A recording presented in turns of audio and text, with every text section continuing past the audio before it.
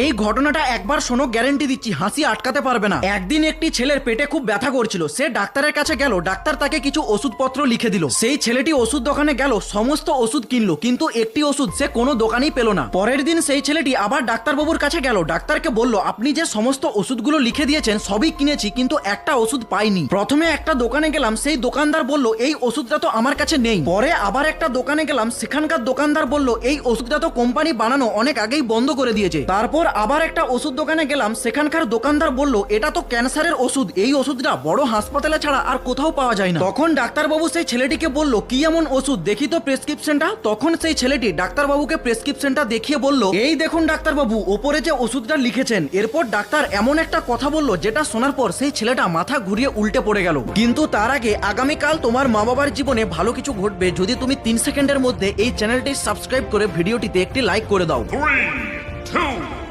1, go! ডাক্তারবাবু বলল আরে গাধা, ওপরের ওটা কোনো ওষুধ নয়, ওটা আমি পেন চালিয়ে দেখছিলাম কালি ঠিকঠাক বেরোচ্ছে কিনা।